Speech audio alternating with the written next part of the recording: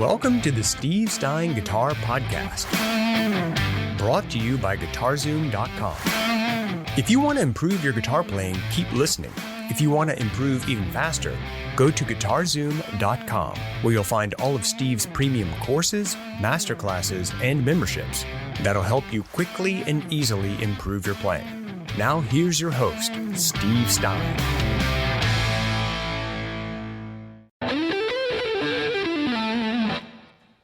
Hello out there. Hopefully you can hear me and you can see me.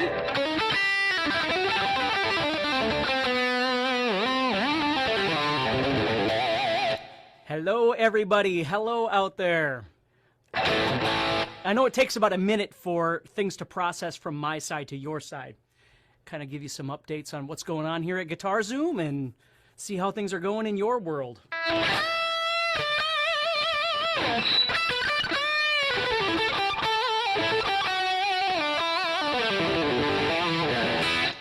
Okay. First of all, I want to thank you for being here this evening or this afternoon or whatever time it is in your... Hey, AR. Hey, Jonathan. Hey, Caroline. Hey, Scott. So awesome you guys took time out to hang out with me today. I'm just in my studio. I've been doing some recording today, of course, as I usually do. Been doing some songwriting as well, so it's been kind of fun. Hey, guys. Hey, everybody. Hey, Brian. Hey, Greg. Hey, Gonzo. How you doing? So thank you for joining me today. What we'll be doing is, as usual, we'll just have, hey, Rich, hey, Matt. We'll just be having ourselves a little hangout here, and you can ask any questions about anything you want, and I'll be giving you some updates on things. Now, right now, hey, John, for this webinar that I'm doing right now with you, we use a program called Webinar Jam. And Webinar Jam uses Google Hangouts. And just so you guys know, I mean, not that it's really a big deal, but just so you guys know, hey, Brett, hey, Andy, hey, friend, Webinar Jam and all these other companies are moving away from Google Hangouts, which can be a good thing or a bad thing. So I don't know if anybody was on Glenn Drover's last one a couple weeks ago when he was on there, and he did a webinar, and it wound up being on YouTube. Well, what's happening is these companies are moving away from Google Hangouts, and I don't know if Google Hangouts is quitting or if it's, I don't know what's going on with it. But a lot of these webinar companies are moving from Google Hangouts and they're moving over to YouTube. So someday in the future, when you log in and we have these Q&As, you're going to be logging into YouTube. Now, that's obviously not happening tonight, but that does happen. And my hope is that the interface will be better because I've been working really, really hard on trying to get the best interfaces that I can for you guys. And I found a really great one for Facebook Live that I can use, and I think I can use it for this webinar stuff as well, but it will be running through YouTube. So my point is, I'm not going to try and bore you with all this stuff. Hey, Shane. Hey, Randy. But just so you know, if you're having issues on your side, you can always reconnect anytime we're having a webinar, and that should help you. But there are some changes being made in the industry where people will start going to YouTube and not using Google Hangouts anymore, which I am just hoping and praying that that means we'll actually have even better interaction. So right now, just so you know, people like to ask these questions, so I thought I'd let you know. I'll get to your questions in just a second. I am using the 11 rack now, and I run my guitar into the 11 rack, and then I run those into a mixing console, and then I run that mixing console and interface. I use what's called a Steinberg U242, and then that runs into my computer, and then that's how I run this. And when it works correctly, it actually works really nice because the audio is actually, instead of just being a room audio where I got to turn my amp way up, it turns out really nice. But we'll just have to see if it works today. Matt and Tom and I have tested this 50 different ways on different platforms. And again, the one on Facebook Live, we're using a software. I don't know if you guys are interested in this stuff, but we're using a software called Wirecast. And Wirecast is freaking awesome. It works great. It's seamless and it's clean and it's just really, really neat. So hopefully we'll start being able to use Wirecast with these webinars and stuff as well. So let's get to your questions. Hey, Paul, let's see here. Randy says, I tried to join Glenn Drover's webinar yesterday. I don't know what happened. I don't know what happened with that. I apologize. I've talked to Glenn. He wasn't sure what happened either.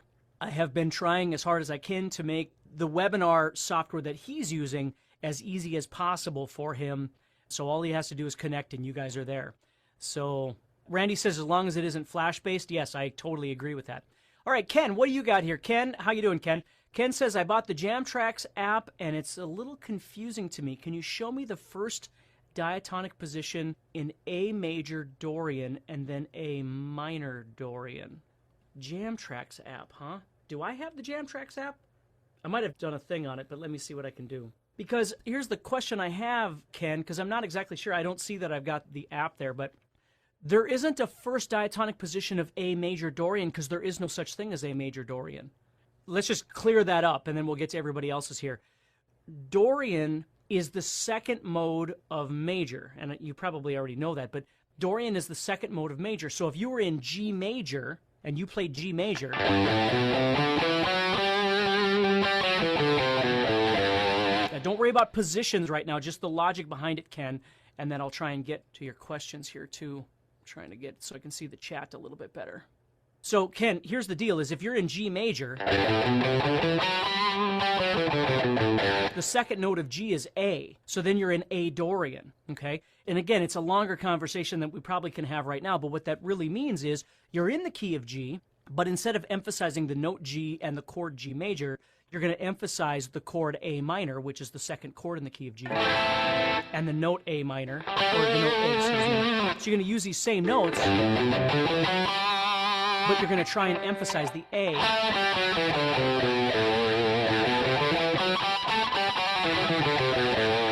Okay, so Ken, I'm not sure if that helps you. I'm going to try and get to everybody, and if you respond again, I'm going to keep trying to help you there, okay? Caroline, yeah, Caroline says, I guess moving to YouTube would be more convenient and easier for the company. Well, that's the thing, is the industry is moving to YouTube. It's not just, like for us, we don't have a choice in the matter. They just send us a thing saying, which Google and Facebook and all these guys, they have all these marketing things that they do, and then all of a sudden they'll go, well, you're not allowed to do that anymore, and then all of a sudden you got to try and do something else. And that's what's happening, is the market is moving to YouTube and away from Google, and I'm not sure why, because the program that we use isn't the only one. There's other ones that are doing it too.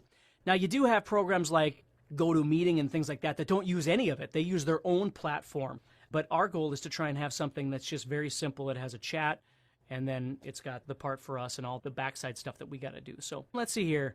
Jeremy says, hey, Steve. Hey, Jeremy. In honor of Jimi Hendrix passing, any chance you could play a little bit of that you think players should have in their bag of tricks? Okay, so he's saying in honor of Hendrix, tell us one technique of his that you think all players should have. Jeremy, I'm going to give you my spiel on Jimi Hendrix. I love Jimi Hendrix, but I don't know that I love Jimi Hendrix for the same reason that everybody else does. I love Jimi Hendrix not so much because of his soloing, and I'm not sure that everybody else loves him for his soloing either. I haven't interviewed everybody about it, but what I love about Jimi Hendrix is his chord phrasing, okay? If you guys have ever heard me talk about chord chasing, Jimi Hendrix is one of the guys that I first studied that I learned about chord chasing.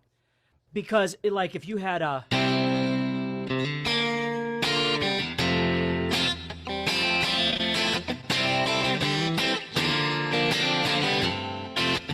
you know, all that kind of stuff.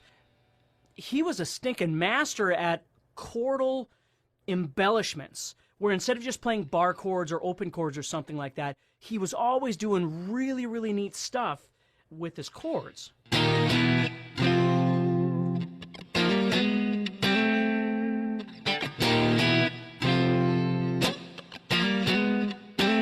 know what I mean? That kind of stuff. So for me, if you were going to study some Jimi Hendrix, I would totally tell you to look at stuff like Wind Cries Mary, or, well, I mean, there's a bunch of them. 6 Was 9 is a really good one. You know, there's all kinds of different songs. I'm trying to think off the top of my head. My brain is in a different gear right now. But that's what I would tell you, is when it comes to Jimi Hendrix, it's more of his chord stuff. And just to give you something to work on, if you think about it, if you've got this, I mean, there's a million of these, but if you had a C bar chord, what you do is you take this guy, so you're on the 3rd fret here on the 5th string, which is C. You're going to slide up with your 3rd finger on the 5 to the 7. And then you're going to take your 1st finger and go to the 5th fret of the 3rd string. And make a chord there. And then dead out everything else around it. And see, there's B flat. Okay? And then in this case, if I wanted to go to F, I could just go to an F. And then, of course, he would use these little shapes. But it's the caged chord chasing element. That's what he did, okay? Let's see here. Scott says, in the cage-made simple system, the flats and sharps were kind of confusing. Could you hit on that for a minute? I'm not sure what you mean by the sharps and flats were kind of confusing, Scott. Can you elaborate a bit more? Do another text and tell me a little bit more about what you mean. I don't know if you mean the connections of the caged. I'm not sure what you mean by that. Randy says, Steve, can you talk about and demo the use of major and minor pentatonic together? Absolutely. And then I'll get to you, Scott. I'm going to get to you. Just keep posting it up there. I have to keep my chat from scrolling, otherwise I lose everybody here. So if you throw something else up there, Scott, I'm going to get to it. Randy, can you talk about the use of major and minor? Yeah, I mean, the basic idea of major and minor pentatonic, of course, is that if you want minor pentatonic, let's say we're in the key of A, and you want minor pentatonic, you put your first finger on A, and you've got yourself your minor pentatonic. So if you wanted C, you'd move up to C, put your first finger on C, play that first position, you got yourself minor pentatonic. Major pentatonic, on the other hand, of course, is done by moving down towards the headstock 3 frets. 1, 2, 3, which means your pinky winds up being on the A. Okay? Now, that means your first finger actually winds up being on the F sharp, and that's okay. But when you move down there, this is the major pentatonic. The difference, of course, is that when you're in A minor pentatonic, your A is here, and your A is here, and your A is here. If you're in major pentatonic now, which means I move down 3 frets, your A is where your pinky is, and your A is here, and your A is here.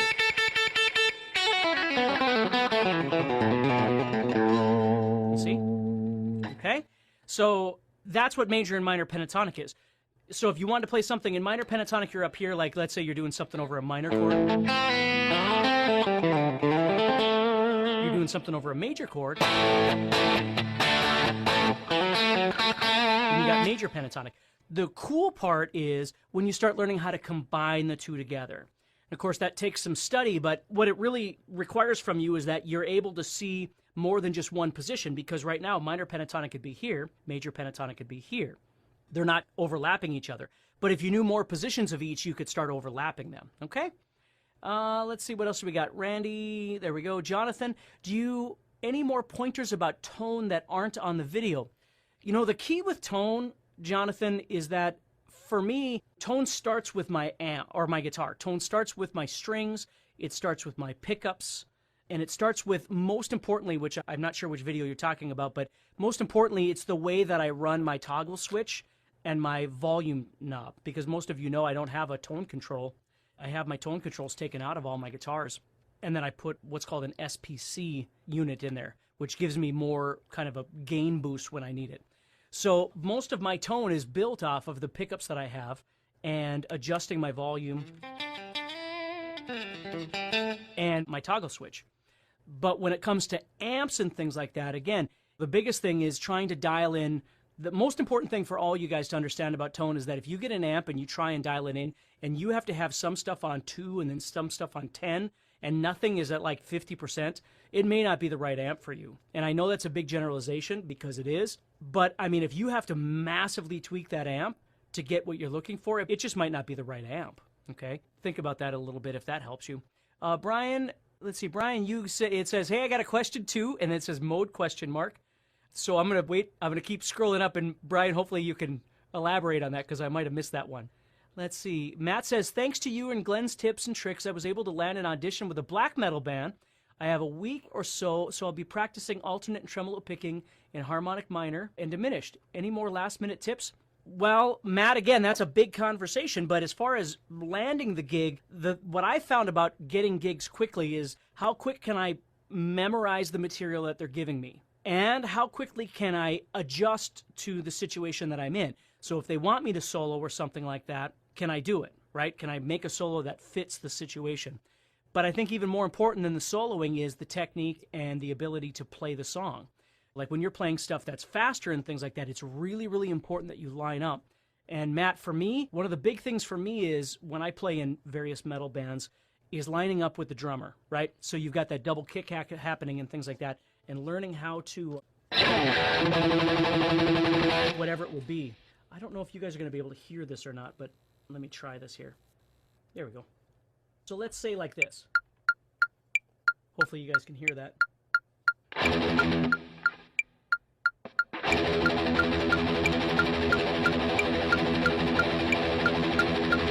So what you do is you line up with things, all right? So when you're playing something,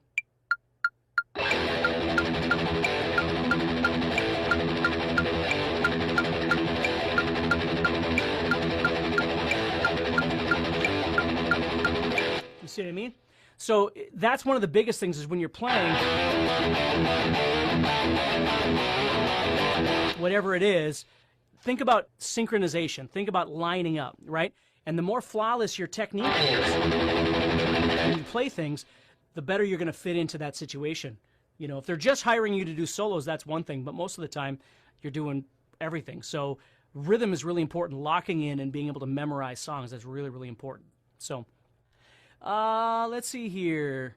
Shane says, I just bought the theory pack. How would I play chords and notes in the key of C? Could you explain and show me on the fretboard?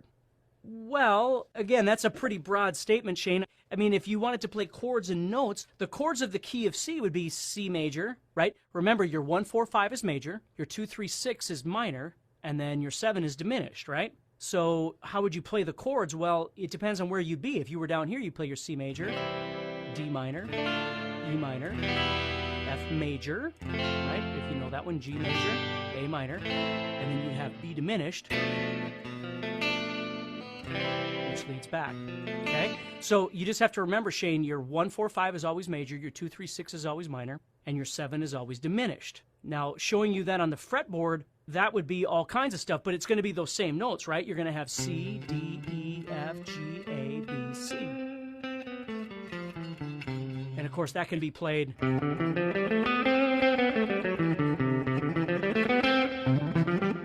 can play it all over the fretboard. So that takes a little bit of work, is learning how to play it everywhere. But the point is if you took your fretboard out of it entirely, your chords are C major, D minor, E minor, F major, G major, A minor, and B diminished.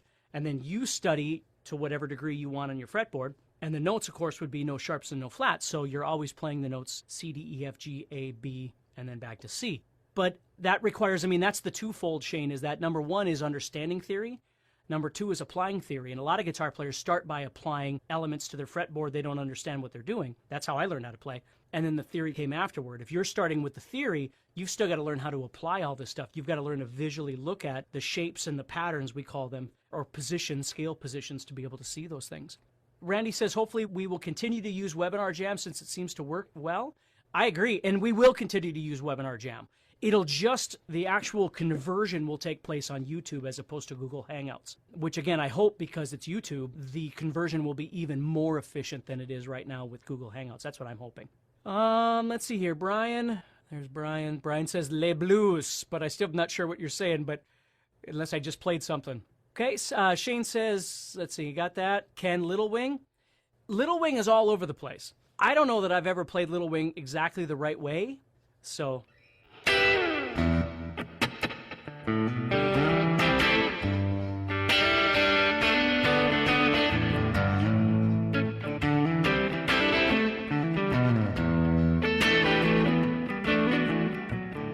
And really the key with it is I don't know that there is a right way anyway, because I'm sure if you watch Jimi Hendrix play it on 5 different videos, it's different every time. I think the key is trying to get the general gist of it is the big thing. Let's see here. Brian says, I have one too, Steve. I'm waiting. I've tried to make my way up. I'm not sure what you're saying, buddy. Randy says, Hear My Train A-Comin'. That's a great blues song too. There you go. There's a bunch of great Jimi Hendrix ones.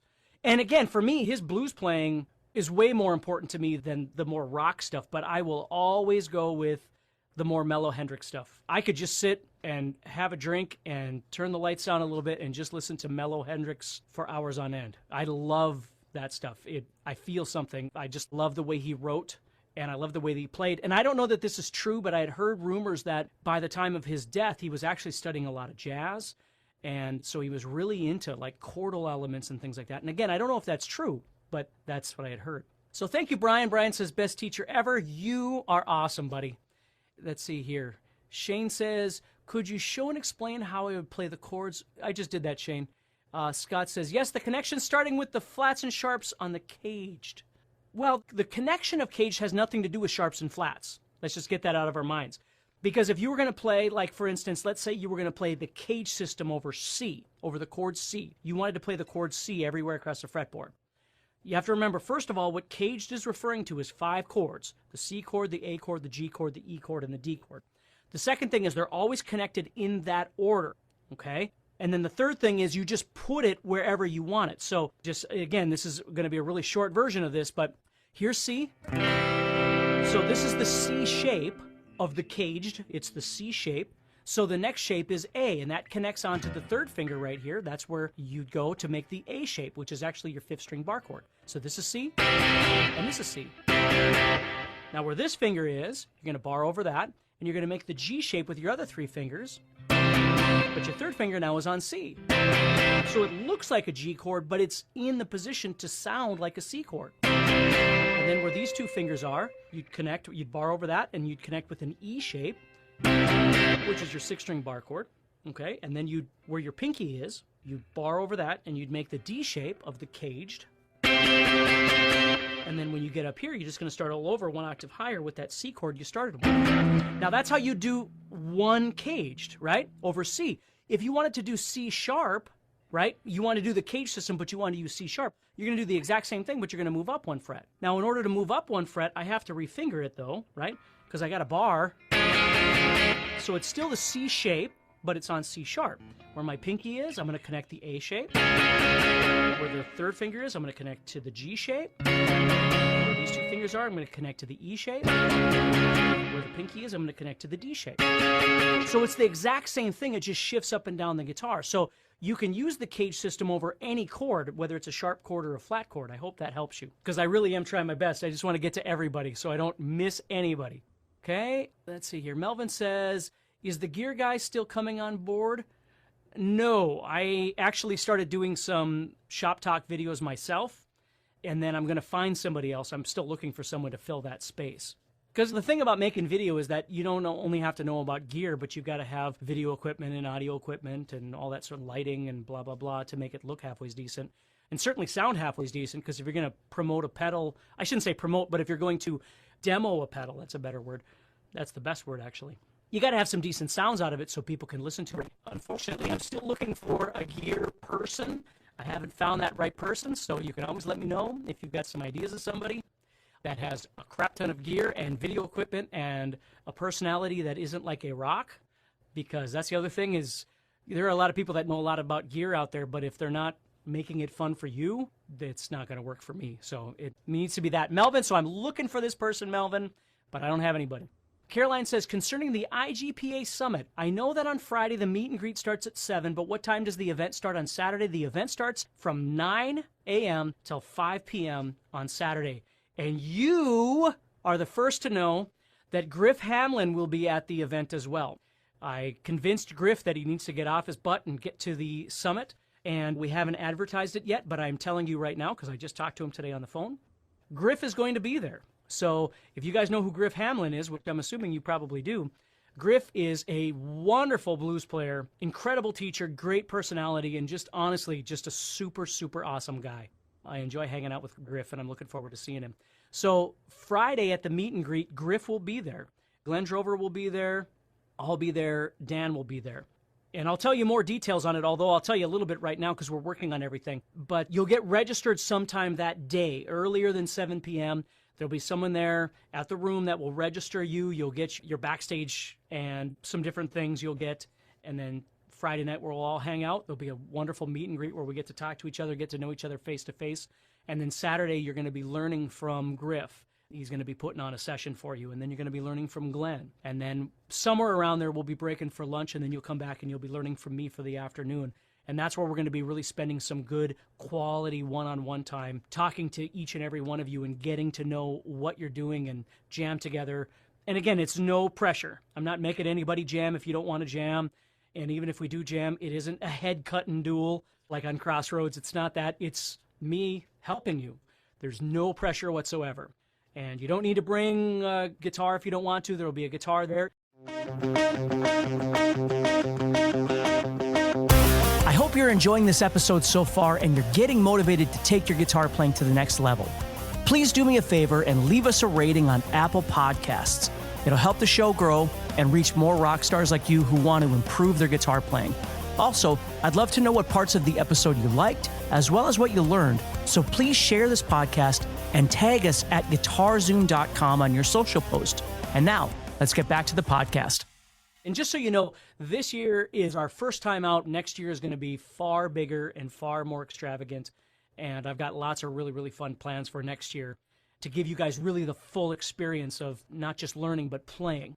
My job is to make you feel good. My job is not to intimidate you or to make you go, man, I don't want to get up and do that. No, I want you to get up and I want you to have fun and I want you to smile and I want you to feel good and have someone take some pictures of you and you can post them and it'll be awesome.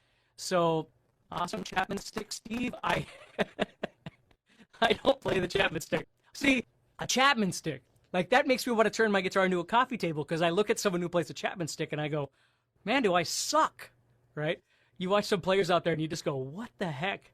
Like they're from another planet or something. Let's see here. Any news regarding the IGPA Summit? Agenda, guests, other. John, hopefully I just kind of answered your question on that. So Griff Hamlin is coming. I verified it today. He is going to be there. Glenn will be there. I will be there, of course. Dan will be there. And we'll be doing a lot of talking and learning, but interactive learning too, not just watching a bunch of people talk about guitar playing. You watch me talk about guitar all the time. It's time for us to hang out. It's time for us to talk and play together and have an actual lesson with each other. That's what we need to do. So, let's see. Save me a shirt, Brian says. I'll see if I can do that. I'll see what I can do. Okay, Brian is bringing his stick next year. That would be freaking awesome. Guys, you got to pick out Steve for his purple phone. I don't have a purple phone. Does it look purple? It should be silver, but I don't know. Maybe it looks purple. Hey, by the way, guys, I don't know if you've heard of this before, but there's a company out there called Pedal Genie. I don't know if anybody knows a Pedal Genie. But Pedal Genie, what you do is you sign up and you get X amount of pedals. They mail you pedals that you could try out, and then you can buy them if you want. So you can get one, and it's not one a month. You pay a monthly fee, but you get a pedal, and you can keep the pedal for 6 months if you want, or you can keep the pedal for 2 days and return it, and they get you a different pedal. Or you can sign up and they send you like 3 pedals and you can try them all out. And if you want one, you buy it and they just charge you for it and you don't send it back. You send back the other 2. It is a wonderful company. It's a little bit expensive, but I can understand what they're trying to do and how it probably costs a lot of money to buy all those pedals up front. And then, of course, you know, if anything happens in shipping or gets lost and those sorts of things. So Pedal Genie, if you've never checked that out, Pedal Genie is pretty stinking awesome. Let's see. Thanks, crap. Brian says, at least my name was in lights. That's good.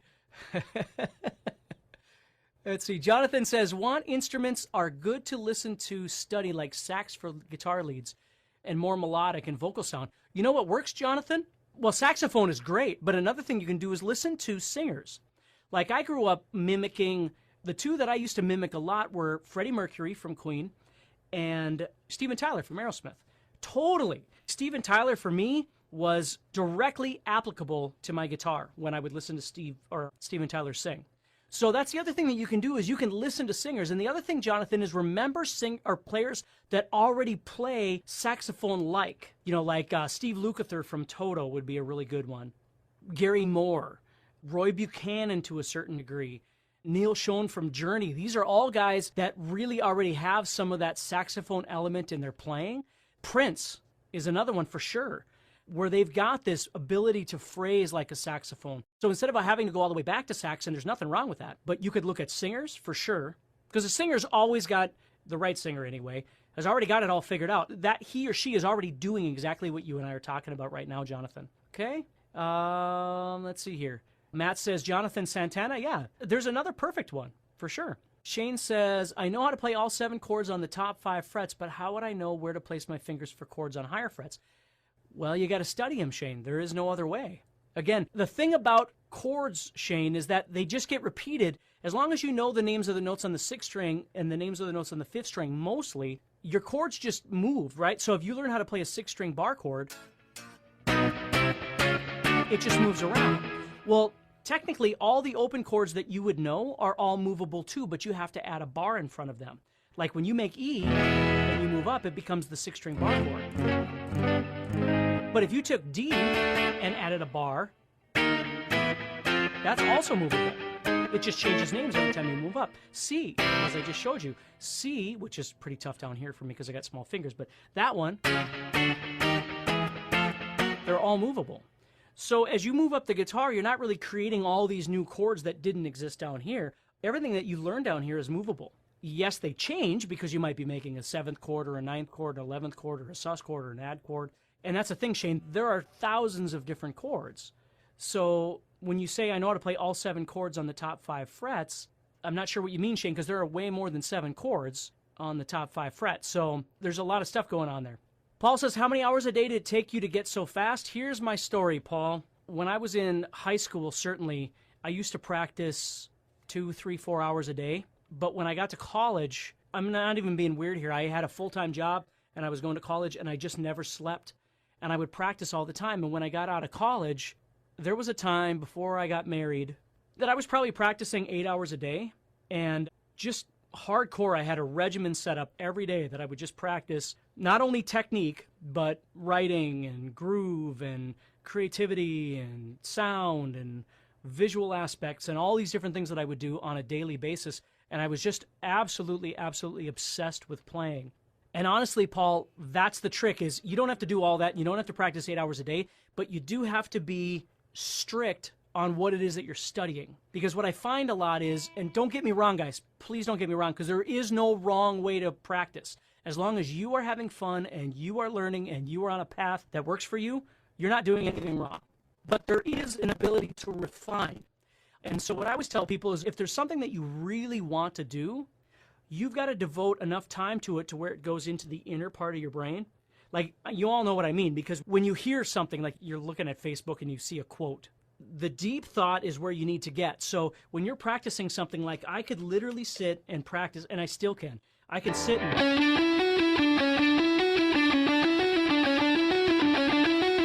I'm not going to sit and try and show off and that sort of thing. My point is, there's something about that that really gets me ready to play. I enjoy locking in. I enjoy the feeling of locking into something, whether it's a groove, whether it's a metal thing, whether it's a funk thing.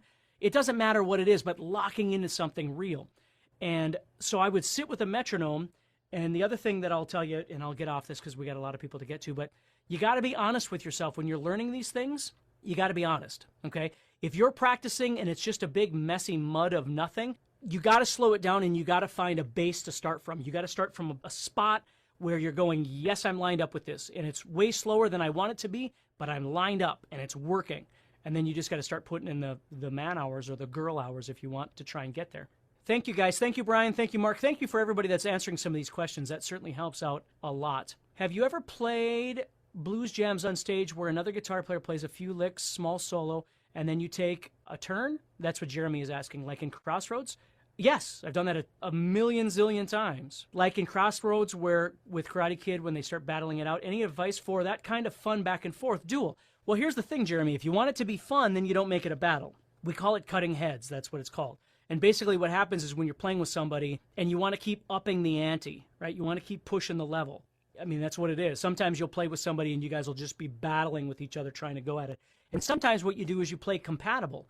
Like when you're playing with each other, you're trying to feed each other. So I might do a lick, and then you go ba-da-ba-boom-bum, and you do whatever. So it's pretty cool. Okay, Paul says, if you want to play slide, is it better to have multiple guitars so as to have some in open tuning? Well, it sounds like you're trying to sell yourself a guitar, Paul. That's what it sounds like to me. You're trying to purchase something. Which a lot of blues songs are played in. Well, sure, you could own 5 different guitars all in different tunings. I don't know if you're married, Paul, but if you could make that work for you, tell me how it went for you, and maybe I could try the same thing. Yeah, I mean, obviously it's nice to have different guitars in different tunings. It's really convenient when you're in a hurry, right? The biggest thing that I find with slide is that depending on the tuning that you're going to be in, it might require some different strings on the guitars because the strings are so low. You know, and I've heard like stories of Joe Walsh who would put a pencil in here to raise the strings up. He'd shove a pencil in there. I'm assuming he would loosen the strings, right, and put the pencil in and then tune it back up. So the strings would be quite high in the studio, and then that's how he would do his slide stuff. And when he was done, he would loosen it up, take it out, and he was done. Again, I don't know if that's true or not, but it certainly works. And if I get lazy and then I don't bring a backup guitar, sure enough, that's when I'm going to break a string and I'm going to be screwed. So it was so awesome. I did that once. I was playing in Minneapolis, and we were playing with this band, and I got out there. They were opening for us, so they played, and we came out. We were playing. We were stomping all over the place, and boom, I break a string. I don't have a backup guitar. So these people are out there going crazy, and I'm trying to play guitar, and my string is broken. And the guy that played guitar in the opening band come running up. He had this really cool Iron Maiden Fear the Dark guitar, which if you look at pictures on my site, you'll see it. But he throws it up to me and takes my guitar, and I put on his guitar, And he saved the day. He gave me his guitar, and he was in half-step tuning, which is what I usually play. So he was so awesome. So thank God he was there. Howard says, I have heard the mark of a good guitarist is that they can play without effects, mainly on acoustic. What do you think? Well, again, I think that's somebody that plays acoustic that is frustrated with someone who plays electric. Howard, in my opinion, I don't have those kind of opinions. There's no doubt that if you played acoustic all the time, your fingers would probably be stronger and your technique would probably be cleaner, right? But the edge from U2 is the edge because of his effects. I mean, he just is. And it's not like he sucks because he doesn't play acoustic. He's the edge, and that's the sound that he makes. So I suppose if you're going from that core element where you're talking about the raw element of guitar playing, sure, I could see that. But I think it's those other things that bring uniqueness to what we do. Now, Howard, there's no doubt that it is possible to over-affect and over-distort and all these other things a signal to the point where we are now masking what we're doing on purpose. We're really doing this because we don't want our real selves to be heard. Howard, you're the only one that can say that about yourself, because I don't know. I can only say that about myself. But I moved away from effects a long time ago, and you guys have heard me talk about effects a long time ago, but I use distortion because I'm a rock and roll player. But really, for me, it's a little bit of reverb, and once in a while I have a little bit of delay here and there, and that's what I go with. I mean, I learned a long time ago how to make sure that when I'm on stage, my guitar is heard by the audience, with boosting my mid-range and all that sort of thing and lowering my lows down a little bit. So I'm a sound guy's best friend, because when I get up on stage, I'm not impossible to work with. I've got a tone that they go, good, I can work with this, and they're happy. That's what I'm looking for. So when I go to solo or I go to play something, you as an audience are hearing what I'm doing. Mistakes and all, you're hearing what I'm doing. I'm not pretending to do something that I'm not doing. I just better darn well frickin' learn it, right? That's the way I see it. So hopefully that helps you a little bit, Howard.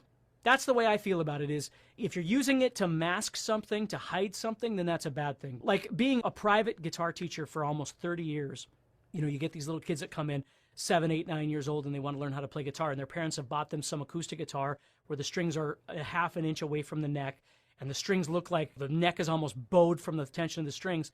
And they're going, well, you should learn how to play an acoustic, and you feel sorry for these little kids because their little fingers are never going to make it, right? And the reason that they're playing guitar isn't so they can go home and have to lift weights. They just want to go home and make some music. So that's the other thing I think about a little bit as well, is regardless if you play an electric or an acoustic, you've got to find the right size strings. You got to find the right instrument. You got to find that guitar that fits you, that feels good. So when you go to grab it, you're making music the way you're hearing it in here. Not feeling guilty because you're using 9s instead of 10 gauge strings or something like that. You got to get out of that game because there's no winning. There's no winning. Do thicker strings sound better? Yeah. I mean, in the bigger picture, but there's a million variables that go into that. Again, I'm going to get off this, but just so you understand that. Okay? Let's see. Be sure to tell Griff, Jeremy says, that those who can't make the summit, he is much appreciated. He is. Griff's a frickin' awesome dude. And I love the way he teaches, and I love the way he plays. And like I said, I have no tolerance for attitude, and Griff does not have an attitude. Griff's a really awesome guy. Let's see here. Yep. And hopefully I can get Griff. I mean, my big thing would be getting guys like next year, get Griff, get Marty Schwartz, get a bunch of these guys out there and just have some fun and let you guys hang out with everybody and just do our thing. And we'll teach you guys and hang out, and it'll just be a blast, have a big party, so to speak. So next year, that's what I'm hoping for. Brian says he already feels like he knows me. That's awesome, Brian. I have always lived my life trying not to pretend like I'm something I am not. I am just who I am. Except for those of you who meet me, you're going to go, wow, is he really short? That's what you're going to say. And it's true. So let's see here. Paul says, my slide question, is it a good idea to have 3 guitars if you play slide? Well, again, Paul, if you have money to spend on 3 guitars, sure. And I'm not being cynical. I'm being completely honest.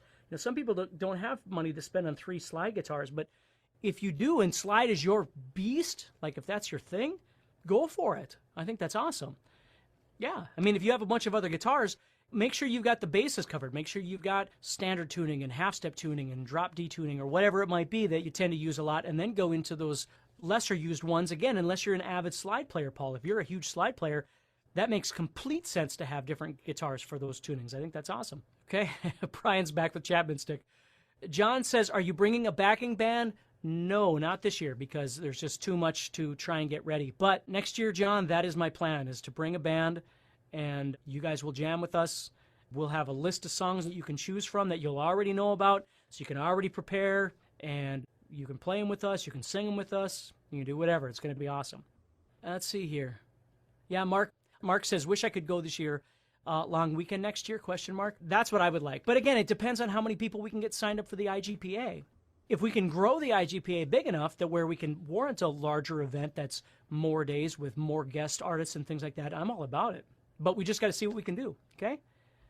Jonathan says, at your suggestion, I got 3 pedals you suggested, reverb, chorus, and delay.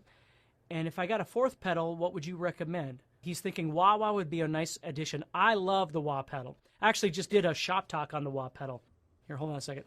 This is my Steve Vai Bad Horsey pedal. And this is what I use. I have 3 of these laying around, and I've got a couple of the Bad Horsey 2s, but I like the original ones better.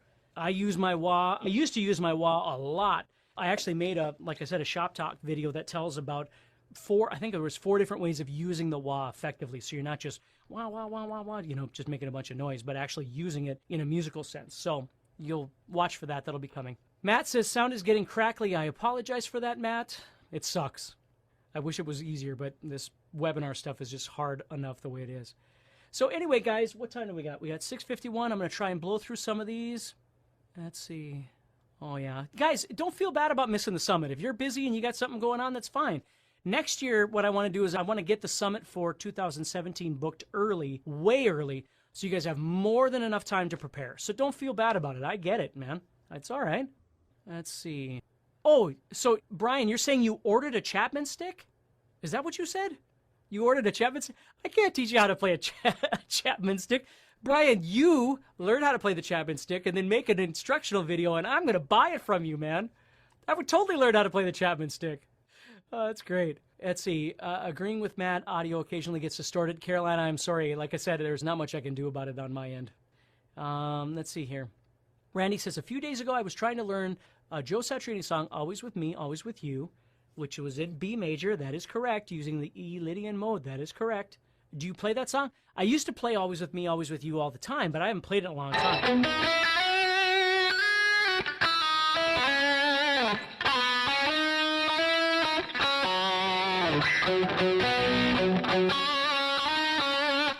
I love the, which I can't remember how it goes, though.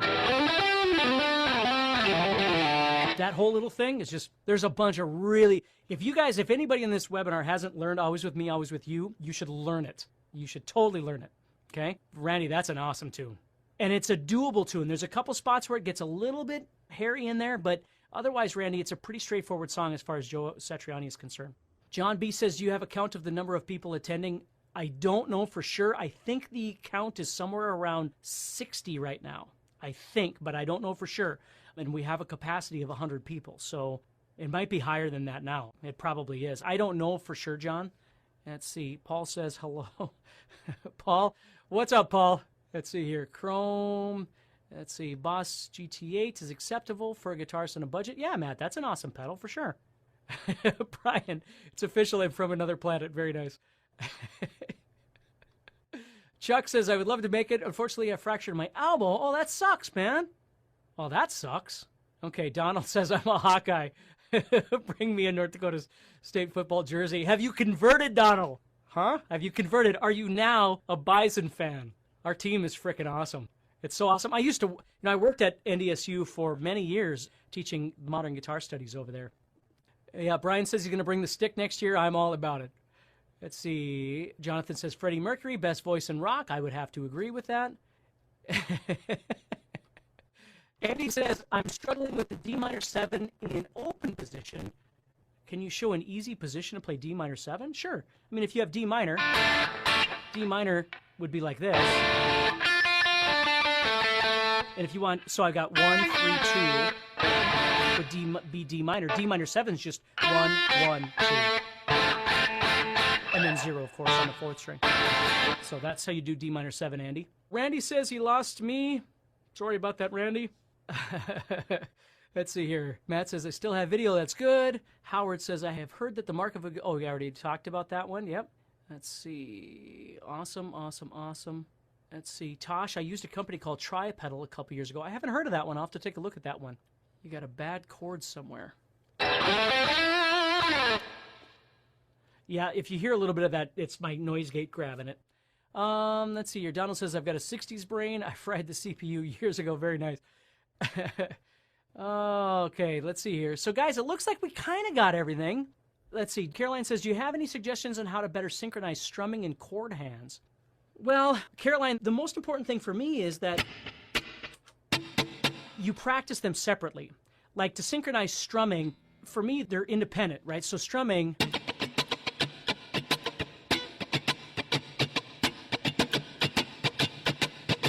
I always have my students scratch to songs. So they'll put on the radio or put on their favorite playlist or whatever, and they'll just practice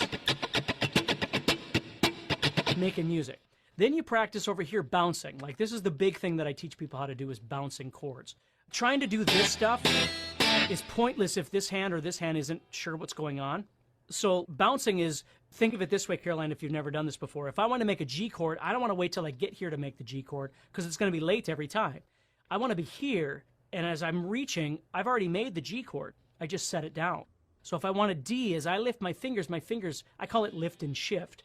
So there's G. If I want D, I lift up, I shift, and then I set it down. If I want G, I lift it and shift. So what you do is you practice, and I'm saying shift, okay? You practice bouncing a single chord over and over and over and over and over. It doesn't have to be fast or anything. But what you're doing is you're training muscle memory in your hand to make that chord shape, whatever shape it is. It doesn't matter what it is that you're doing. You just practice it over and over and over, okay? And then as you get comfortable with that one chord, you practice another chord. And as you get comfortable with that chord, then you start practicing bouncing back and forth between them. So as you're strumming and you're making chords, they're independent. Like your groove is your groove, and your chording is just happening.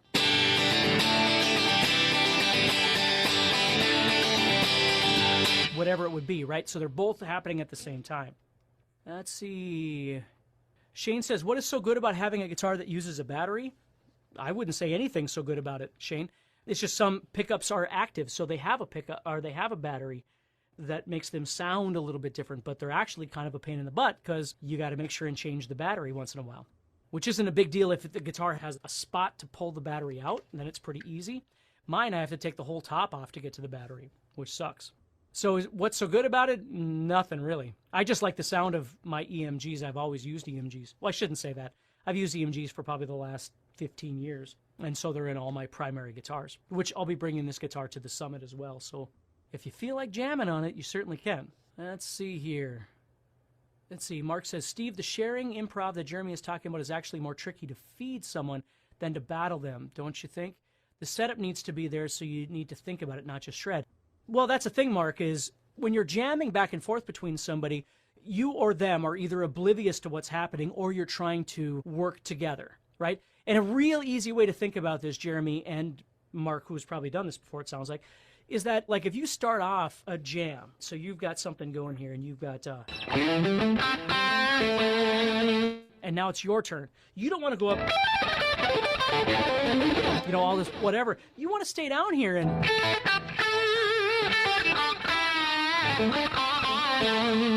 then the other person comes back, and you come back, you know, whatever, back and forth. So you got to listen. It doesn't mean it has to turn into this all-out war, but you got to learn to listen. And what Mark is saying is feed someone. You got to feed them something. Well, what he's saying is give them something that they can work with. But at some point, what always happens in those things is that you stop feeding each other because you're just doing the same things over and over and over. So people are going to get bored. People want to see the escalation, right? They want to get to the middle of the movie or the end of the movie where they want to see the highlight and then bring it back down. People love that stuff. So if we're just maintaining to try and exist, there's nothing wrong with that. But it's always fun to bring something up, and then it just gets kind of crazy, and then maybe you bring it back down or whatever. But that's a good point, Mark, for sure. Okay, anyway, guys, hopefully that makes sense.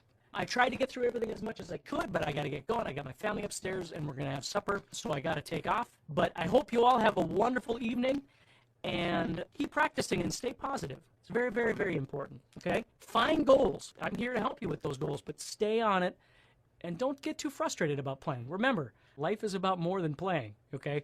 Playing is the part that brings us together and makes us smile and makes us laugh and throws us on stage and makes us into rock stars for a short while. But there are so many other things we could be doing with our life, too, that we need to focus on to make us smile as well, to give us reason to do this, and to give us money to do this. So everybody take care, and I will speak to you soon. All right? If you enjoyed today's podcast and want to learn guitar even faster, go to guitarzoom.com and click the Get Started button to get access to courses that are right for your interest and skill level. Again, go to guitarzoom.com and click the Get Started button.